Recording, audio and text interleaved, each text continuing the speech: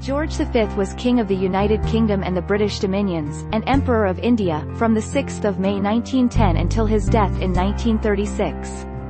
Born during the reign of his grandmother Queen Victoria, George was third in the line of succession behind his father, Prince Albert Edward, and his own elder brother, Prince Albert Victor.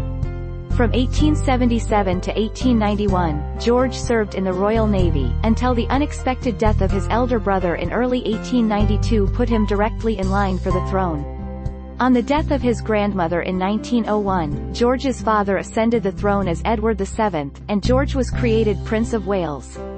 He became King Emperor on his father's death in 1910. George V's reign saw the rise of socialism, communism, fascism, Irish republicanism, and the Indian independence movement, all of which radically changed the political landscape.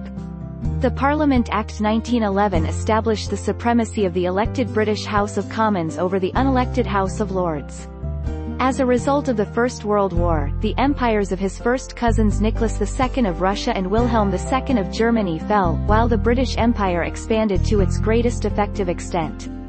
In 1917, George became the first monarch of the House of Windsor, which he renamed from the House of Saxe-Coburg and Gotha as a result of anti-German public sentiment.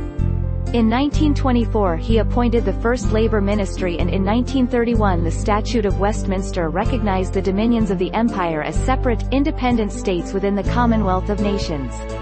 He had smoking-related health problems throughout much of his later reign, and at his death was succeeded by his eldest son, Edward VIII.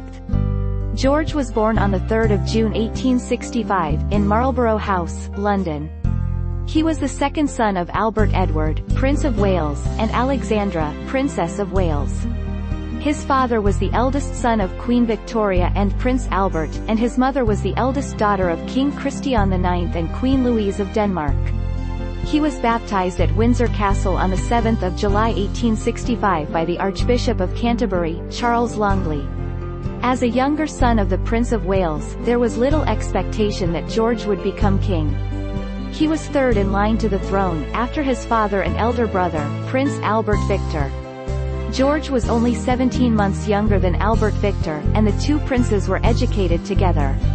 John Neil Dalton was appointed as their tutor in 1871. Neither Albert Victor nor George excelled intellectually.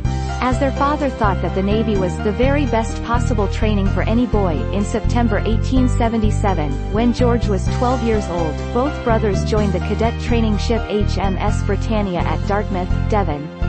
For 3 years from 1879, the royal brothers served on HMS Bachant, accompanied by Dalton. They toured the colonies of the British Empire in the Caribbean, South Africa and Australia, and visited Norfolk, Virginia, as well as South America, the Mediterranean, Egypt, and East Asia. In 1881, on a visit to Japan, George had a local artist tattoo a blue and red dragon on his arm, and was received in an audience by the Emperor Meiji. George and his brother presented Empress Haruko with 2 wallabies from Australia.